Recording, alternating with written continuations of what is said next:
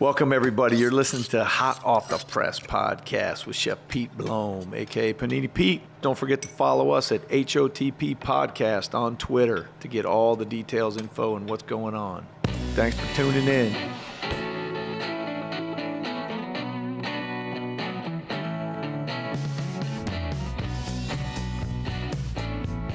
Here we are, folks. This is Chef Panini Pete, your host of Hot Off the Press podcast, HOTP podcast. Check us out. We are live today at the Hangout Oyster Cook Off in Gulf Shores, Alabama. And this is the 10th annual amazing event. It's going to be a fun day.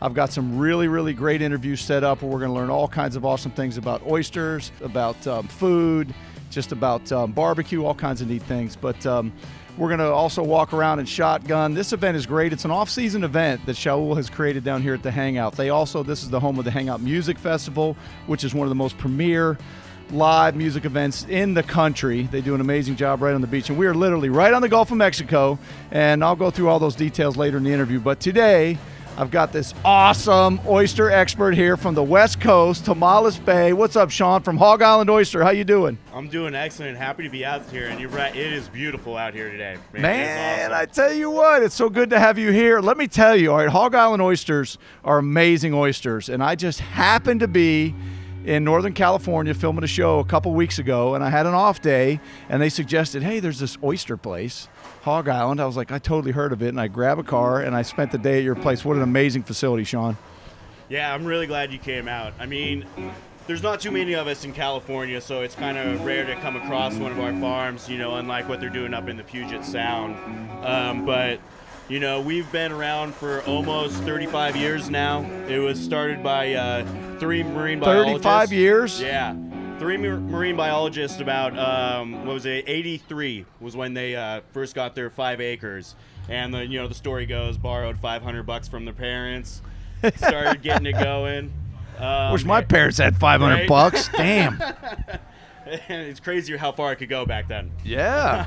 But, so, I mean, and they started off, they just, 2 guys from the East Coast, 1 guy from out on the West Coast, they kind of got together in Santa Cruz and somehow found their way up to Tomales Bay and just started getting things going, and there was some definitely rough times there. It was just the 3 of them for the longest time, and it probably took them a good 15, almost 20 years to really get it going. There was actually a point where they were going to tank. One of the owners was going to become a baker for his wife. Oh, my God, it's terrible. Yeah. Not that. We got a lot of support from the wineries around, Napa Valley, Sonoma County and stuff. So that really helped us. They were just like, hey, guys, you have a great product. Right. We want to start bringing you out and, having you do events with our crush parties and stuff like that. Just started rolling. And then about 14 years ago, we opened up a spot down in downtown San Francisco. Right. And that really took off for us. I'll tell you the thing I love, and let me set the stage a little bit, boutique, handcrafted oysters, whatever you want to call them, versus commodity oysters. I mean, it's amazing, the ability that you guys have to nurture these, to help shape them, to help them grow and watch them and harvest them at the right time. But let me tell you what happened when I showed up down here. I'm good buddies with Lane and the Zerlots out at Murder Point, and we got Point of Pines. We got a lot of great oyster farms out here in Alabama. So when she mentioned oysters out there at the production studio, I head out there and I walk up to this place, and the smell and the processing tanks and everything was going on. It was awesome. I mean, it's a production facility. It's a commercial grade processing area, and then it fills right into this beautiful beach on Tomales Bay, and they got picnic tables. They hand you order your oysters, you get your shuckers, you get your beer, you get your beverages. It's all communal tables. I had a freaking blast, and the oysters were so amazing, so salty. How did that whole thing evolve with the interactive and bringing customers down there, people to eat them and hang out? It was the guys just trying to think of a way to start selling. First it started retail, just a cooler right there at the farm, people stopping on the side of the road. And then, people were coming up and just saying, you guys have a beautiful spot, Can we hang out for a bit? Can we just throw a blanket down and start picnicking? And it kind of slowly extended from there. And, yeah, it's exactly – I describe it almost as the true oyster experience. You go out there, you get a tray, you get a knife and a glove, you're shucking your own oysters. They just came straight out of the water right there, and it is a beautiful place. Like I'm happy and very privileged to be working there. I'll put up some great pictures too along with this podcast, and we'll tap into your website stuff. Tell me your role there, Sean, and how long you've been there, and what your role is with Hog Island. So right now I run our wholesale department. Basically, I do all the buying and selling company-wide. We deal with a lot of farms out in the Puget Sound and over on the West Coast, or on the East Coast as well. Over on the East Coast as well. And then also, you know, being out here, starting to want to start getting some of those Gulf oysters out to the West Coast as well. Heck yeah. But so my story, I kind of fell backwards into it. I needed a job desperately, and started busting tables for the guys down in San Francisco, and just slowly moved my way up. Bust tables for about 4 months, started shucking oysters. That really took on. Right. Actually pretty good. So, you know, I did that for about 9 years, and then just really started to learn more and more about the oysters, started visiting farms, and really got myself involved in the whole industry, and then moved up to the farm about 4 years ago. So you were a restaurant guy, right on. Always Paisan. restaurants, always restaurants. Well, there's that air of hospitality there. You run it like an on-premise restaurant, which I guess it is, you know, other than the fact that you're growing your own oysters there. Tell me a little bit about the method there, too. You know, we had the cages on these rungs that I've seen and worked with the guys at Murder Point, and you guys have these, like, baskets that are laid on rebar. I don't know. Tell me what's going on with your method. We're doing a rack and bag method. It's an old, it's kind of a French method that our guys took over. It's basically, we have about 4 bags that are on a rebar rack, and we post those up on PVC piping and kind of angle it just right for the wind and wave action to come. Because we actually have a pretty heavy tide. It's about 7 feet, way different than what you guys are seeing out here. Yeah. So, you know, we need to watch out for that. And the way we do it is intertidally. So, you know, half our life the oysters are completely out of the water, half their life they're completely submerged. Now, when you have them out there in tanks, or you're talking about just with the tide? We're talking right in the tide, right there on the mud flats. So, how does that affect the flavor and the health of those? Well, one is it's beautiful for the health because it really helps those oysters create a nice strong adductor muscle, so they're able to keep those shells closed and tight because they know half their life the water's not going to be there, so they're not opening up trying to feed. So like holding their breath. Exactly. I didn't know oysters could do that. They get better and better at it too. So. I don't want to put too much life into them. I'll start feeling guilty eating them, you know. I don't want to think of them as that clever. Right. But yeah, and so then the beautiful thing, like what you see out here with, you know, the hanging racks and stuff, they kind of tend to self-tip and self-rock a little bit. Right. What our guys have to do is go out there and tend to beat the oysters with baseball bats. So about like every 2 weeks. That's better. Yeah, I like exactly. that. It's just go meat, out there, meat and just potatoes. manhandle them, rough up those shells, so then you get that oyster focusing on a nice, stronger, deep cup. Right. And so it'll make a plumper oyster. The more you stress that oyster out, the fatter it'll get too. So you get more of that sweetness and glycogen with it as well. So, you know, there's a lot that goes into it. It's not just throwing the guys out there and you know, in 30 years, how has it evolved as far as you have, I'm sure, specific areas of the Tamales Bay where you like to place them and to get the right characteristics. Are there different areas within there that you look for different characteristics in the flavor of the oyster, or is it just different times of year? How does that work? It definitely varies time of the year. So we're growing in brackish water, so we have a nice mixture of fresh and salt water. So depending on how much freshwater rain is coming in, that'll definitely change the oysters. So summertime, they're a lot saltier. But yeah, you're exactly right. We do have a few leases, some a little bit northern, close to the mouth of the ocean, and then some that are southern. So the guys that are closer to the mouth are definitely going to get a lot fatter. There's a lot more food coming down. The ones down at the end tend to stay a little bit leaner, but you are getting like a different minerality because you're not getting as much salt. Right. So, they tend to differ a little bit. It is nice to send our stuff from the south up to the north to kind of fatten up a little bit. Right on. So, we do move stuff around and stuff, and we do know where seasonally stuff will be looking a lot better. And I mean, honestly, 35 years, we're still just trying to figure it out. Well, tell me about the species that you grow up there, because I had the Kimamotos. That's a different species than the traditional? Yeah, the main one, what everyone's doing on the West Coast, is the Pacific, the Gigas. Right. Our one native oyster was the Olympia, but it got wiped out. So they introduced the Gigas, and it grows a lot faster. In our water, I mean, I'll say a year and a half is good for us. I mean, out here, things seem to grow a lot faster. But, yeah, the Gigas is a really fast grower for us, so it's a good turnaround and they do really well in the Pacific. So that's our main. We also try to experiment we do grow a Kumamoto, which, both the Pacific and the Kumamoto are originally from Japan. Right. But I would say the Kumamoto is probably the West Coast's most favorite oyster. Oh, yeah. Very popular. I saw trays and trays of them out there. Yeah, definitely. What do you sell the most of on premise? Our Pacifics, our Hog Island Sweetwaters. Tell me a little bit about the story. What's Hog Island? Where does the name come from? And there's got to be a great story there. So or at least make something up. Right? He's just seen that look. He's like, wait a minute. All right. Think fast. The real story is, right up the way, just probably about a half mile from the farm, there's a Hog Island. And in old shipping days, shippers would throw hogs on the islands, and when they're coming back around, they need to stop for some food, post up at the island, go catch yourself a hog, bring it on board, you got some food, you head back out. Killer. So that's that was a basically little port. One of the old original Hog Islands in California is right there by the farm, so that's where the guys got the name That's from. cool. So in the old shipping days, they would just have little islands where they can control them, just throw them over there, fatten up, we'll pick you up later. Exactly. That was the storage room. Well, cool, man. What do we see in the future for Hog Island, man? Right now we're trying to expand a little bit. We have a hatchery that we just started up in Humboldt, so we're soon going to be, doing our oysters start to finish. Growing the seed, growing it all the way up to market, selling it to our oyster bar. So basically seeing it full circle, which is awesome. And then we're also trying to look for other land. Maybe another farm in Washington, maybe Oregon.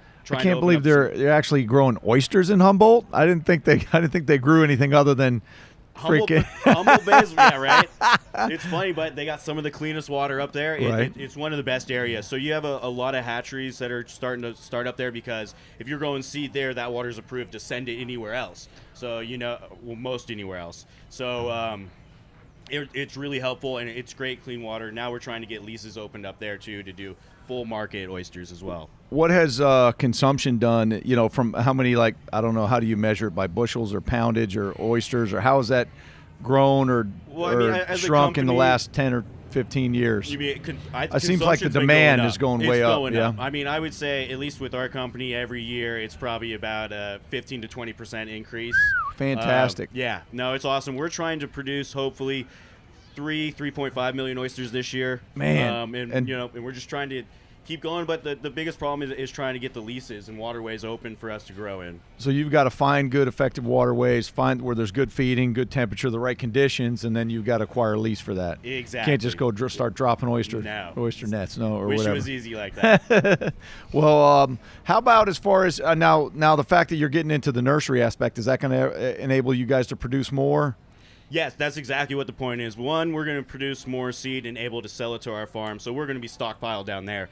But the other thing too is it's another avenue of business, so we're going to help support all the other farms here on the west coast. Right. So up in Washington, there's a couple of others in California and stuff. So it's nice because it's a good community. We all try to help each other out. A lot of these farms we're going to be selling the seed to are going to be selling that market product back to us, and we'll be selling it in our oyster bars. Well, that's one of the neatest things you brought up, that community. I know you were just at the Oyster South. I'm going to give you a chance to talk about that. And we were just talking before we got on air about the Jack Daniel's World Championship of Barbecue I was just at, in that barbecue community. And there's a lot of similarities with you guys. There's sharing of information, celebrating what's going on in the oyster industry. And you guys are all characters, man, and just, it's your own stories. And it's really cool. Talk a little bit about that community. It is good times. And, the thing is, it's anyone needs any help or anything has an issue with how they're trying to grow their oysters, or they're seeing some kind of die off or something like that, we're a very open community. Reach out, talk to us, we'll tell you what we've been seeing, maybe we could help you out. It's just been really great, and it's not a cutthroat business at all. We all want to be the best. We want our oyster to be number one. But there can never just be one oyster out there on the market, and we want to support everyone and, get them out there as well. That's one of the coolest things when I got there. I mean, I was already in heaven when I showed up, and here I am from, BFE, Alabama, out there in California shooting a show. And next thing you know, between talking about Murder Point and the Zerlots, and then we start talking about Bill Walton and Dr. Oyster, and I was like, oh, he was just here. They were here. I'm going to be in Alabama. I was like, oh, my God, what a small world, man. That is a very tight-knit community. You think worlds away, or, the whole, literally from the East Coast to the West Coast, and you guys know each other, and you're sharing information.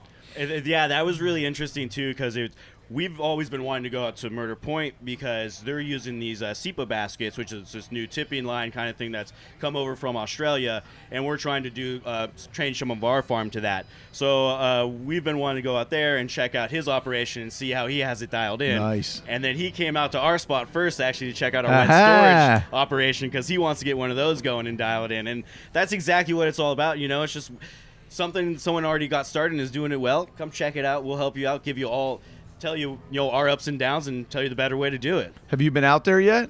We got to go out there on was it Tuesday? All right. It was beautiful. Nice. Amazing operation. Just an awesome. I mean, to be able to just walk right out there to the lines, and it was mind-boggling, huh? It was amazing. Put on some waders, and there you go. We definitely don't have anything really like that out where we're at. You're waiting. We're spoiled. You guys are out there like the perfect storm on boats, and Exactly. You're living and dying by the tide. Basically, it's brutal sometimes. It's summertime. It's all night tide, so your right. hours completely change. So your schedule is determined by the tides. Yeah. Well, tell me where we can find out more about Hog Island, social media, websites, you personally. So Hog Island Oyster Company, hogislandoysters.com is our website. Hog Island Oysters, we're on Facebook, and we have a great Instagram feed as well. Definitely check us out. You'll see some of our pictures from this trip, some nice we were down in New Orleans for Halloween, so it got a little wild down there. Oh, yeah. that has a it's wild all the time. You go there on Mardi Gras and on Halloween, that's pretty crazy, man. Those pictures you probably shouldn't post. Nah, they're tame. They're tame. Well, good. How do you like to eat oysters best, man? Talk about what you like best. To be honest, I'm a purist. If I'm definitely trying something for the first time, nothing on it. Zero. Maybe, after a little bit of lemon. Mm-hmm. But, that oyster should pop at you, and, you're trying to taste the flavors of what's going on there. There's some nice stuff that goes along with it if you want to accompany the oyster, but where I really feel if you're trying to get the flavor and you want to find out what that oyster's all about, right, you just got to go plain. Well, I'll tell you, I did the same thing when I got there to your place. I went and I shucked all my oysters first, and I laid them out, and you have the most polite flies in the business down there because you're out in this picnic area, and there's a few flies around, just like an Alabama barbecue where you usually take a little plate of bones and you put it over on the other table to bait them over. They all I splashed a little mignonette in the corner, and they were just all over it, and they left me alone. They were very polite, but I laid them all out, and I tried them all first without. I wanted to try your mignonettes and stuff too as a chef and see what you're doing there, but I tried them all clean first. And they were these salt bombs, just so briny, so delicious. I was like, oh my God, they're so different. It's definitely different than what we do over here. Yeah. Not that, and not bad good or whatever, or better. I don't want to, but I was like, wow, man, it's amazing how different they can taste. And what I always like to tell people, you got to think of oysters like wine. Yeah. There are so many different flavors out there, and there's so much going on, there's not always going to just be one that you want to go with, right. And definitely you want to try what else is out there, and it's cool to see, how the water can affect, just the change of that oyster and even the growing method. Well, when you talk about, just that wine terroir, and they have the merroir, yeah. And even when you talked about the different tides and the different years and the different temperatures, so it's not even just that oyster is the same. It's a natural product. It's a living product, and they're always going to be a little different. Changing throughout the seasons, could change through the years as well. An older oyster, tends to get a little bit sweeter. And it's also, a lot of to each his own. That's why this trip has been amazing for me, and checking out the Oyster South. Just seeing what these guys are doing down here has really made me do a 180, and it's awesome. Well, real quick, let's smash the myth too about the months with ours and stuff. We can eat oysters every month, right? Yeah, all throughout the year. 365, go for it. That was before refrigeration and people actually knew what was going on, man. They used to throw oysters in a barrel with wood shavings and send it over from the East Coast to the West Coast, and that was. Yeah, it's not going to hold up too well. Cool, so get them year-round. So, we're gonna wrap this up because I know you have a lot to do. We're at the Oyster Cook Off. You're going to be shucking oysters, talking Hog Island. Thanks for taking out some time. It's going to be a great day, everybody. Please, if you get out to the West Coast, Tamales Bay, you're, a half hour or 45 minutes north of San Francisco? Hour and a half north of San Francisco. Just go up north on Highway 1. Beautiful drive, and, it's a beautiful spot. You'd love it. Go see Sean and the crew. Tell them Panini Pete sent you. All right, man, thanks. We are going to get some action audio as we roll through the fest here because people are starting to come in. It's still really early, but the crowd is already showing up. It's a beautiful day. We're going to head over here to the demo tent. This is where we got great chef demo demos. We got some Food Network stars, some local legends, some regional chefs, and Marty Duncan's going to be over there. She kind of helps from a culinary standpoint. She helps do so much here. She's been part of this event for 5, 6, 7 years. I don't even know, but she's one of the unsung heroes of the event. Does a lot of heavy lifting, helps with all the demos, does her own demos, is a great chef in her own right. So let's go over here and see what's going on. We may just barge in and crash a demo. I don't know. We're going to see what's happening over here. So we got demo in progress over here. We talk about bottom oysters, we talk about wild. Sir Miller, awesome guy. Come on, we're going to sneak behind the booth over here where the Culinard, Chef Paul Wooten and his crew is really making things happen. All the celebrity chefs and the demo chefs, they're going to demo stuff out here, and then the people will be able to come over here and taste those oysters. So they're going to cook a small batch. There's going to be big batches coming over here. What's up, Wesley True? What's true? How's it going? Welcome, welcome. Thank you very much. Thank you for your service. My dad was a Marine. Greatly appreciate it. Good, good. You guys enjoying yourself today? You just walked right into an interview. Oh yeah, Greene County. Greene County, man. Greene County. I love it out there. Like Utah? Yeah. We in Bowler G. We like 10 miles from Utah. My wife gave me a belated surprise birthday party. Really got me this time because I'm thinking we're going on some damn council meeting thing. She a council member. So she pulled one on you, fast one. Yeah. Well, you're going to oyster up. You guys enjoy yourselves, man. Oh, look at them go. Look at them go. What's going on, Chef? What are you making? We're making the oysters for Irv Miller. Irv Miller, the demo we just saw, these are his oysters. Bacon fried oyster, garlic aioli, and green onion. Bacon, there it is again. Way to go, Stitt. Billy's bacon. This is the serenaded bacon. I'd sing to it right now, but it might go sour. Oh, look at Chef Paul. Here's Chef Paul Wooten. Hey, everybody. How are you feeling? Welcome to Hot Off the Press Podcast. Thank you. I'm being honored to be here with my best buddy, Panini Pete, the legend. Yeah, well, you're here all the time doing the work, the unsung hero. That's why we're back here, so we can give you guys your proper props. Behind the line. That's what's going on. Tell us what you do. You're the director of culinary. What do you call yourself over there at the Culinary? I'm the program director for culinary arts at Virginia College in Mobile, Alabama. Culinary arts, all right. Culinary, great school, Mobile, Alabama. Paul's also a CIA grad, right? CIA grad, fellow alumni right here. My man, bleeding green and gold, baby. One in the world. All right, keep frying oysters. Blue and yellow. Oh, well, there's always one in the crowd. All right, so this is kind of, like I said, this is where the action happens back here. All day long, these guys are going to be pumping out recipes for some of the chefs that are doing demos. So Shaul brings in some top chefs from the area, celebrity chefs, and they're out doing demos, talking about oysters, talking about the importance of it and aquaculture. And then these guys are back here all day just pumping out hundreds and hundreds and hundreds of each specific dish. So they'll do, how many thousand oysters do you think you'll do today, Chef? 7,000 oysters. Oh my God, we better get out of his way. 7,000. That's crazy. He's going to need a beer later. Beers later. Beers on me, Chef. But just look at the setup. And if you look, remote kitchens are a pain in the ass.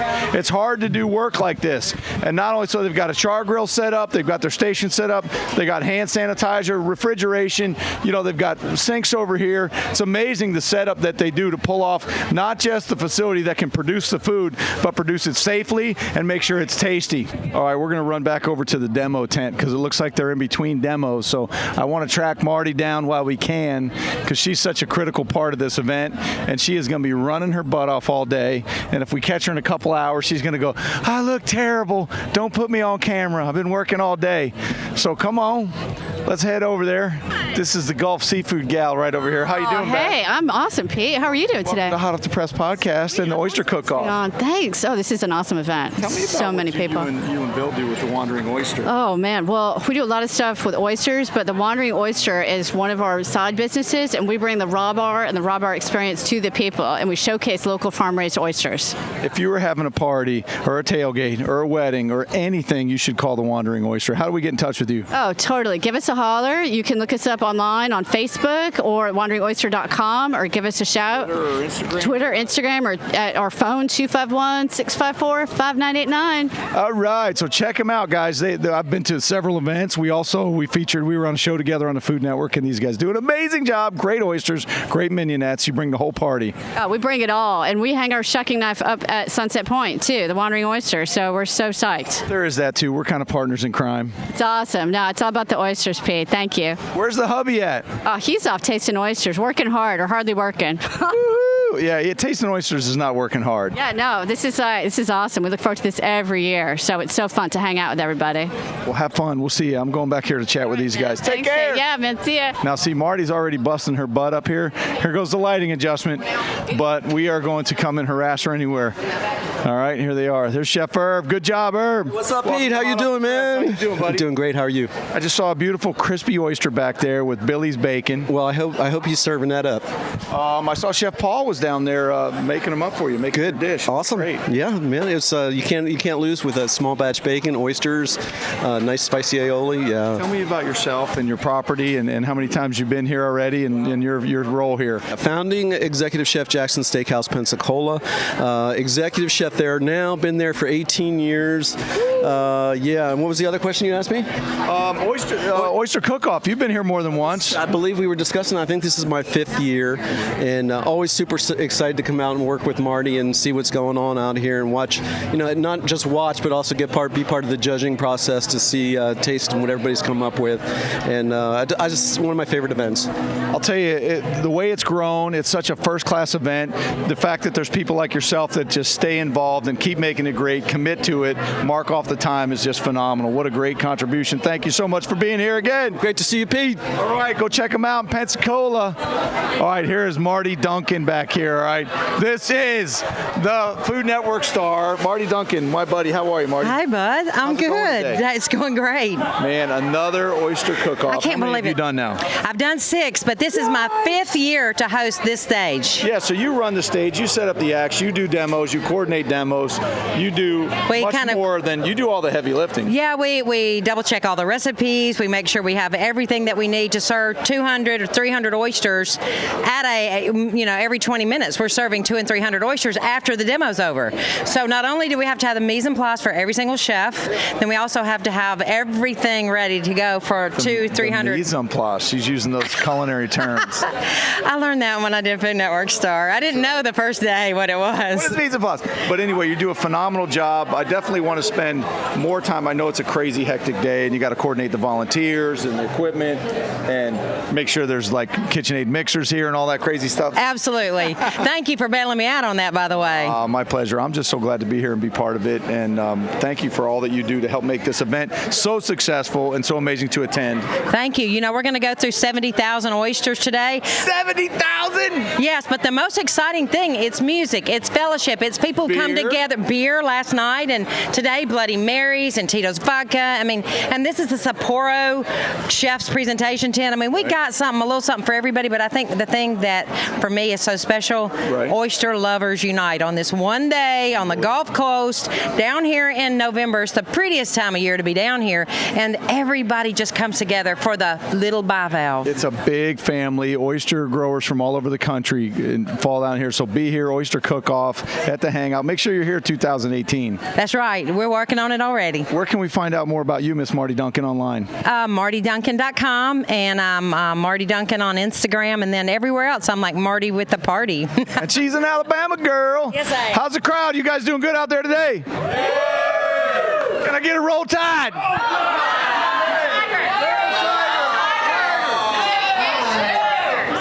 It's getting ugly in here. It's getting ugly in here. But anyway, we got a great crowd in here. Enjoy the demos, you all. Enjoy the oysters. Enjoy the beer. Enjoy the football. I hope all your teams win, but especially mine. But anyway, we'll be neutral. Thanks for coming out, guys. I'm heading over here to Gorilla Gourmet. This is my good buddy, man, from San Antonio. And I met this guy at the Paella Challenge. We go over to Johnny freaking Hernandez's Paella Challenge in San Antonio every year and does this great cook-off. And James Cantor's one of the chefs that comes out there. He's got this great catering company. And this guy, I think, is 2nd or 3rd year here at the Oyster Hangout Cook-Off. And what's up, Cantor? Who is that?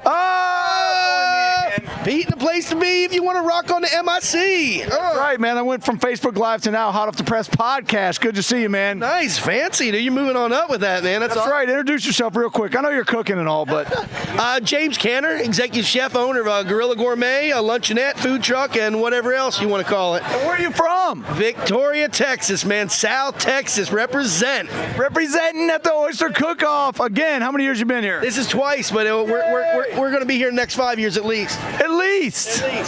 Man, you're planning ahead. Tell me what you're doing. We got a little bit of all the dishes here represent the restaurant. It's all food and flavors that we use in our restaurant and our daily cooking down in South Texas. We got a black water, crawfish, and venison sausage gumbo. Venison is from South Texas. We have a little bit of Rockefeller. It's our version of the Rockefeller. It's collard greens, southern collard greens, grew them on my farm. A little bit of it's spiked with a little bit of smoked ham hock. Some Texas Parmesan cheese from River Way Creamery. We're topping it with the parm, some homemade cornbread, and pork rinds. Man, everybody's lining up, getting hungry. Local, and local. Yeah, over here's a little Timmy Talk Thai. It's a little Thai. It's a slap of sunshine in your mouth, and we got a little bit of wild chilies from my ranch, also Pekin, straight from South Texas, man. Holy buckets, man! You're growing everything. Hey, man, I got 2 acres. I'm either gonna mow or to grow it, dude. Did the oysters come from your swimming pool? Next. Well, good luck, man, and thank you so much for being here supporting us. Pleasure, man. It's always a pleasure to be here, man. Thanks for, hey, Sweet Home Alabama, I understand now. Roll Tide, roll, baby. Hey, and we will see you at the Paella Challenge. I'll see you with my oysters. All right, buddy. Sounds good. All right, and you got your fine assistant here. Introduce yourself. Nick Himmel. And Nick, what's the best restaurant in Fairhope, Alabama? Oh, Sunset Point, for sure. Oh, yeah, baby. I got the ringer in here. So he's volunteering today. Nick works with us. He's a student at the Culinard. I'm getting in here in the shade with you, and we are at the Monster Tent here at the Oyster Cook Off. How you doing, ladies? We're great. How are you? Great. I'm doing good, man. Talk to me about what you're all doing here. So we are giving complimentary monsters out, kind of just letting people know about our brand and our drinks, and then letting them have one for free. So you get a full can. Monsters for the free? Yep, complimentary. Complimentary. My name's Nicolette. I'm from Alabama. Right. And I'm Kristen. I'm from Memphis, Tennessee. Memphis. Well, good to have you guys here. And you guys do like PR for Monster as well as probably other brands? We do. What we do, we are Monster models. So we come and we go to different events and just kind of let people know about what we have going on. So. Well, welcome to Hot Off the Press podcast. I'm noticing, I have all these different cans. How many different flavors approximately do you guys have in different types? We have so many. I mean, we even have like Muscle Monster. We have, these are tea versions. Right. We have the 0 calorie. We have our traditionals. We have the coffee brands. Those are my favorite. They're so good. I'll be honest with you. I've cut back a little bit over the years. I had a Monster problem for many years. My whole crew was fueled by Monsters. I had one of my cooks, Frito, if you're out there listening, I'm out in you right now. He used to funnel Monsters. Oh my gosh. Funnel them, yes. I don't know. I have to take it slow. This will last me for a little while. Let the video of him funneling Monsters, and then we go into a Saturday shift and just crank it out and feed a couple thousand guests. But he was ready for he was good to go the whole day. He was ready for anything. Well, you guys have fun out here. Welcome to Alabama. Well, thank you. We're having a blast. Yes. We're going to sneak back here with the infamous chef Brody Olive, one of my good buddies and one of the premier chefs down here on the Gulf Coast. He's been around, been in some great properties and competing all the time, winning tons of things, representing not just the South, but representing Alabama. And we're going to sneak in here. He's up here doing PR. He's front and center. Got his red, white, and blue bandana on. Swiss shards. I'm going to look in. Small batch bacon, herb St. Holly. We're going to listen in. And then this is our raw. This is a tie me up coconuts, red Thai curry, coconut cream, shallot, little mint, cilantro. We've got our Bienville that's on the smoker right now. Smoked crawfish, smoked shrimp, Alberta.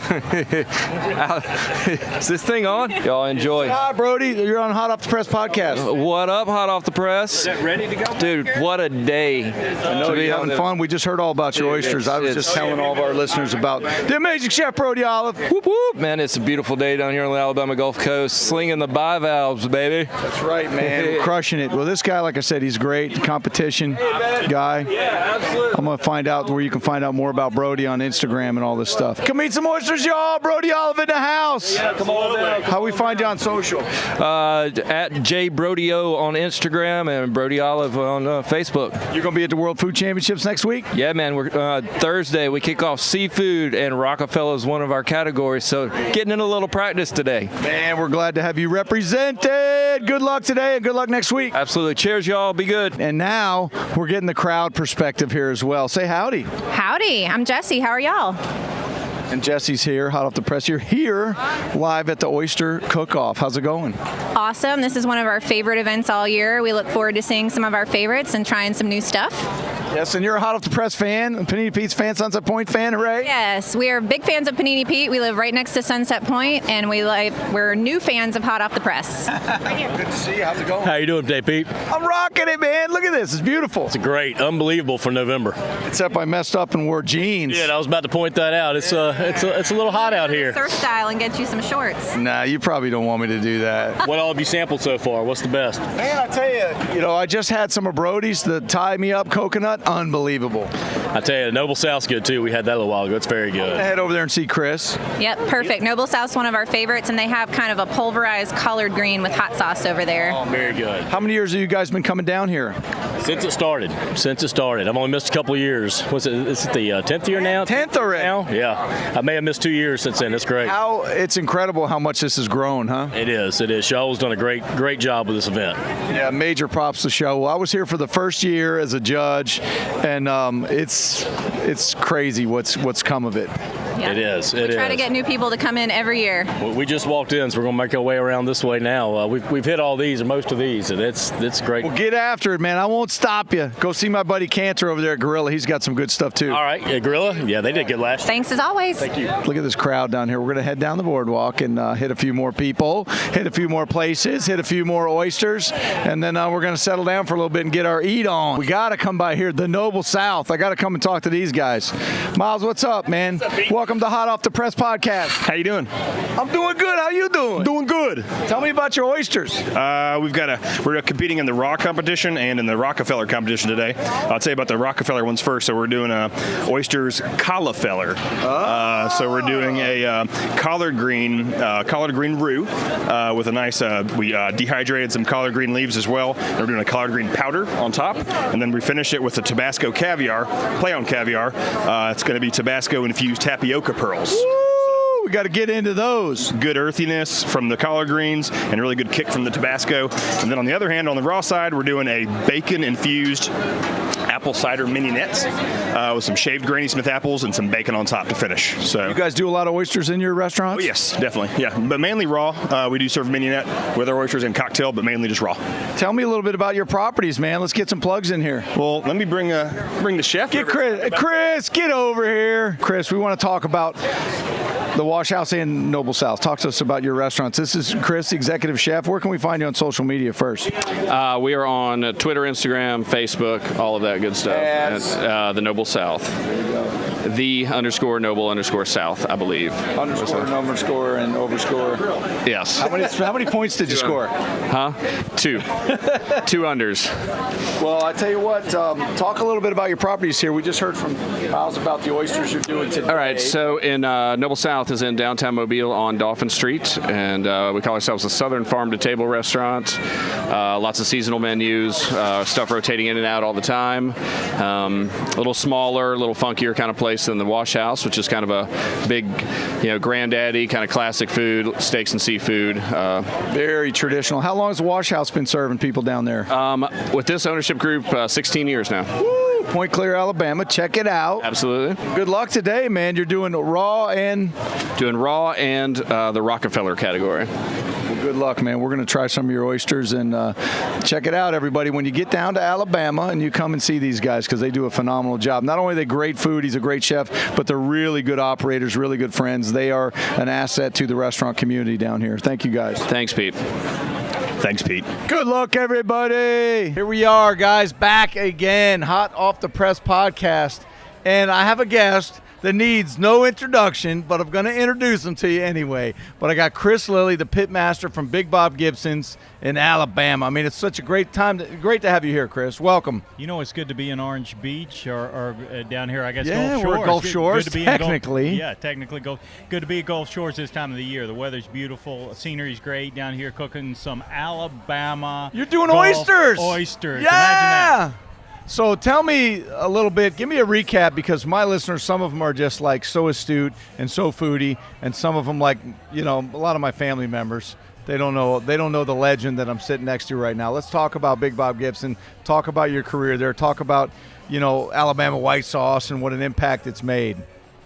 Sure. I was, I was going to college not knowing what I was going to do in life, and I met my wife, who just happened to be Big Bob Gibson's great-granddaughter. Oh. Big Bob Gibson was an L&N railroad worker who was in Decatur, Alabama, and started doing barbecue on the weekends. He decided to open up a restaurant in 1925 in Decatur and has not looked back. So 5 generations of pitmasters have worked at that restaurant. So literally just via marriage, and all of a sudden you just married into this legendary barbecue family. That's it. I just immediately jumped back in the pit room and learned the ropes, and spent years back in the pit room learning how to cook barbecue. And now that's all I do. At the restaurant, I cook barbecue, travel all over the country, all over the world cooking barbecue. Do a few competitions a year, and we do a lot of outside catering and stuff like that as well. So I met Chris. I met you a couple times. You probably don't even know, but you're more important to me than I am to you. But up at the Big Apple Barbecue, I went up there a few years ago and helped out the guys from the Shed. I know Pat Martin really well, all the guys from Jim and Nick's and Billy Durney, and you were one of the guys I had to see and say hi to and shake your hand. And before the Big Apple Barbecue, before that starts, it's a huge fundraiser for Grand Central Park that they've been doing for, I don't know how many years now, 14, 15 years? I think so. It's got to be close to 15 years. But when you kick off over there, it's all these amazing pit masters, these amazing barbecue crews, and they do this huge barbecue, and the money all goes through the charity. And before the clock starts, before everybody starts buying barbecue, there was this massive line at Big Bob Gibson's. How many years have you guys been there? We've been there since the beginning. It was 5 of us cooking on pits on 27th right in front of Blue Smoke. Probably 15 years ago, and now it's grown to, and they cut it off. It's about 15 pit masters, all very doing exclusive. Their specialty. Yeah, very exclusive. Second weekend in June. It's probably one of the best barbecue festivals that you can go to, because you can eat the best barbecue throughout the country right there one day in New York City. Everybody does what they do best. And I would agree, and it's neat because that year the Shed had gotten invited because they had won grand champion, I guess, at Memphis in May that year. And Brad was telling me they've been trying for 7 years. They've been begging to get in, and they did their one, and now they haven't been back. But, Pat Martin, Nick Mahakis with Jim and Nick's, and you guys that have been around forever, that was an incredible event. And, again, I'm not shitting you. They were lined around the block at Big Bob Gibson's before the thing started, and I was wondering, what's going on over there? Are they giving away free stuff? But you have a massive fan base up there. Yeah, I guess we've been going there for so long, and for Alabama boy, I get up to New York a fair amount. So I've definitely made a lot of friends, met a lot of people up there, and one of my absolute favorite places to travel is New York City. And cooking barbecue on the streets of New York City, there's not really another experience like it. Yeah, it's got to be so incredible. Cool. It's so because cool it is. You're surrounded by these massive buildings. You're at this little park. The Shake Shack is in there. Danny Meyer's place packed, and then you surround that square with some of the most amazing pit masters. And so naturally, they call me down here to cook oysters. So you were a shoo-in. Like, oh, this is Chris Lilly guy. Let's get him to do some oysters. Well, I'm glad you're here to do this. This event is great. I've been involved in this for most of the last 10 years we've been doing it. And Shaul's done an amazing job creating not just a first-class event, not just bringing in talent like yourself, but it's great for the participants, the people that are here, the customers, the people that are coming. Here we are in November, a normal time of year when this place would be dead. And he's created an amazing event. Well, I mean, it's a perfect time to be here. You come midsummer, it's hot and it's so crowded. But, out here you've got, there's people on the beach, but not very many. And the weather is absolutely gorgeous. And we're down here promoting Alabama food. One thing that Alabama does great, and that's Gulf oysters. No doubt. And for the Hangout to put on this for all these people to come here and enjoy, it's fantastic. I'm proud to be here. I appreciate the invitation. Well, I got to drop a little something here too, man. I was fortunate enough to be judging up at the Jack Daniels last week, the Invitational, and I've been part of that for the last 6 years. And after the event, when they were doing the call-outs and calling everybody up, I was so excited to hear when you guys got called out. You won the brisket category and scored a perfect 180 at the Jack Daniels World Championship Invitational. The best of the freaking best were there.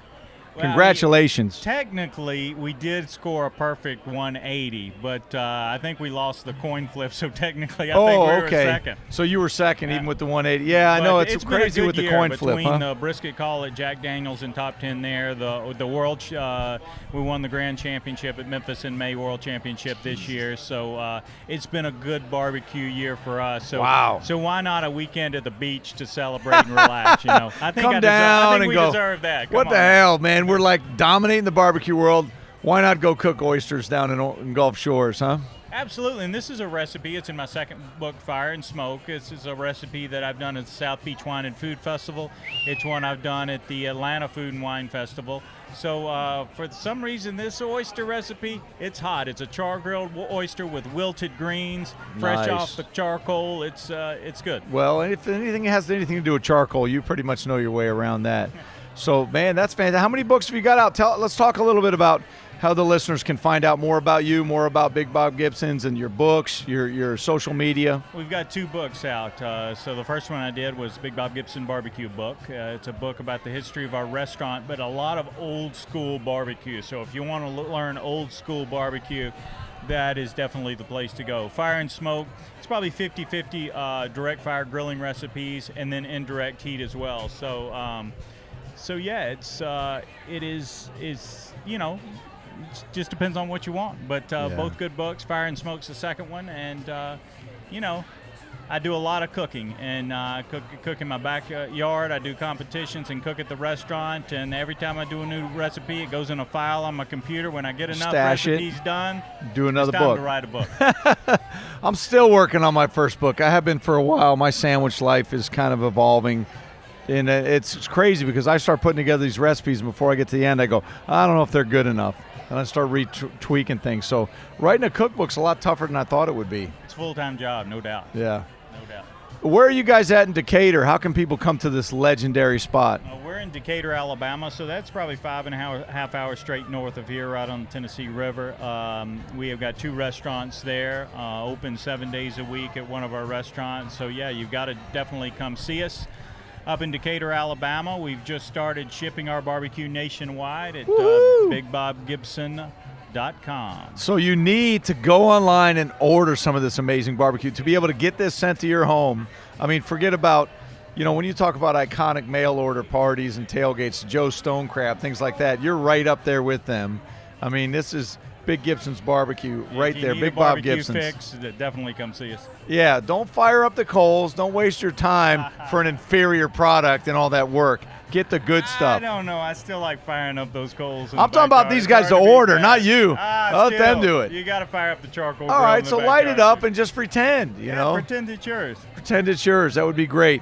And I can't chat with you. I got to go, you know, beat that drum and talk a little bit about Alabama white sauce and your contribution there. And you guys have been credited with really just starting it, bringing it. It's a phenomenon now. It's amazing. I travel a lot with a lot of the things that I do outside of the restaurant business, but within the food world.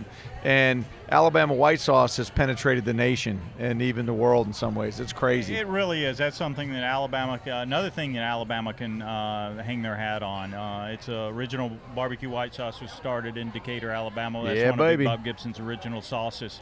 And that's one we still pride ourselves in. And you said you travel, you know, I travel all over as well. I've seen it in California, Napa, at a little place called Gott's Roadside. I've seen it at Chicago at a chef friend of mine, Paul Kahan's restaurant called The Publican in Chicago. Oh, I love that restaurant. place. He did char-grilled carrots. He's got Big Star too, doesn't he? Yeah, great place. But he did a char-grilled carrot with a barbecue white sauce on it. It's crazy. Blue Smoke in New York City, all their wings have a barbecue white sauce on it. So you're starting to see it everywhere, and, you know, it just makes me smile when I see it on somebody else's menu. Well, you should be smiling. I mean, you have a lot to do with that. That's in your blood, and it's hard to trace down origins of certain things and see where they go. But, I mean, that one clearly runs right into the crosshairs of you guys and Big Bob Gibson's, and it literally, you know, the last, I guess, I don't know, is it 10 years maybe with pit masters and things like that, where barbecue has gotten so hot and so sexy and so appreciated that people are really, I mean, that's the one thing is everybody's done backyard barbecues, everybody loves doing it, and now all of a sudden it's been elevated to this other level, and you pit masters are being recognized for the touch that you have and the deftness and the patience, and all of a sudden, like you said, there's Alabama white barbecue sauce everywhere. There's all these different methods in these different regions. And how much fun has that been for you? Like you talked about South Beach Food and Wine, Atlanta Food and Wine. I mean, who'd have thunk it, huh? Yeah. 15, 20 years ago, the places that I've traveled and the people that I've got to meet, all because I cook barbecue. That's what I do. I cook barbecue. And the things I get to do because of that is just insane, and never would have dreamed that I'd be doing the things I'd be doing today. I mean, it's definitely, it's, you know, similar with you guys. I know a lot of pit masters, and it's very humble and very, you know, especially the guys from the South. That's just part of the nature of who we are. But to just get in there and still grind every day and still do what you do, but then also be able to go and kind of put the cape on, so to speak, and go out to New York and be this iconic, you know, South Beach Food and Wine. You're at the pinnacle of the industry. Yeah, put the barbecue guy on stage. I mean, you know, what is that, you know? But for some reason it works. Well, we're so enamored. The world loves it. And just enjoying the trip. Well, good. What are you going to do for us today at your demo? You got a 4 o'clock demo. Yeah, 4 o'clock demo today. So we're going to cook live in front of people. We're going to do the entire recipe of the char-grilled oysters with wilted turnip greens. And nice. Compound butter and a little Parmesan Romano cheese. Look at you cheese. with a compound butter, throwing down some culinary terms there. We'll probably go directly on the coals and just cook those. What kind of oysters are they giving you? Do you have any preference, or you guys just using a good commodity Gulf Coast oyster? These are Alabama Gulf Coast oysters, so large oysters, which really work great on the grill, especially cooking directly on charcoal. Right. Because you got a little time before they're done, and you know you can let the compound butter and the cheeses and everything meld with the. These are going to be good. These are going to be so good. Do you ever do them as specials up there at Big Bob Gibson's, or just for events and stuff? There's never been an oyster on the menu at Big Bob Gibson's, but we definitely do them at events around the country. Well, that's good. Well, tell me, what does the future hold for you and for Big Bob Gibson's, and you know, the brand, and now that you're shipping barbecue nationwide, what other kind of things are you planning? You know, it's really cool that I've got both my sons in the business now. Oh, Jacob and nice. Andrew Lilly. I've got one at each restaurant, and they've taken a load off my shoulders learning the business and running things. So it gives me opportunity to travel around at events a lot like this, a Hangout Oyster Festival, and come down here. But the good news is it gives us more infrastructure so we can do more things. You know, so there is a potential for a Big Bob Gibson barbecue popping up, you know, somewhere else in the Southeast. Oh, there we go. It is not a definite. There's nothing working behind the scenes, but you know, you never know. You know, I'd like to do a restaurant with my sons one day. Shoot, I'd love to see one down in this area, man. I mean, we got some good queue down here, but we got room. We got room for you, baby. Anything that would give me another excuse to come down here to Gulf Shores, hey, I'm all in. You're all in. All right. Well, I know you got preparations to do for your demo, but I mean, look around, behold, here we are at the Hangout Oyster Cook Off and craft beer. And so great to have you part of this, and to see how this event has grown, and to bring in high caliber guys like yourself that are just having fun. What do you think about being here? Oh, it's fantastic. The place we've got here at the Hangout, and the it's a great place for the people to come up. It'll hold a lot of people. I can't guess at the number of people we've got here today. And there's football on today, and they're here. Football, grilled oysters, a lot of people. Hey, usually you on can't an beat SEC today. Saturday, it's hard to get anybody either out of the stadium or out of the couch, but we got them all here. Tell me one more time about all the places we can find you, and especially about the mail order. BigBobGibson.com. You can go there and get any of our sauces, including our white barbecue sauce. You can order all kinds of barbecue, you know, to ship directly to your home. Wow. And I take pride in what we cook and put in those packs to send off to people. So it is the best we can do. So it's really good stuff. And then, come to the restaurant. In Decatur, Alabama, anytime we'll be there. I've got a few more events this year. My next contest will be in Palm Springs in December. All right. It'll be the one called Palm the King Springs, of the Smokers. California? Palm Springs, California. Wow. You're going big time. 24-team invitational. That'll be a fun one. 24 teams? That's going to be intense. It's going to be some great food. Well, thank you so much for being here. I mean, a legendary guy, iconic pitmaster from this iconic lineage of barbecue. What a great family. You guys represent our state so well all across the world, man. And I'm so glad you took a minute to come on the Hot Off the Press podcast. And even more proud that you're here for the Hangout Fest and just spreading what you do, man. You're a great ambassador for the sport of barbecue, for the state of Alabama, and for your family and your heritage, man. Thank you for being here. Just having fun, loving what I'm doing in life. I'm Thank sure you, your Pete. boys are proud, man. All right, brother. Take care, man. Take care, brother.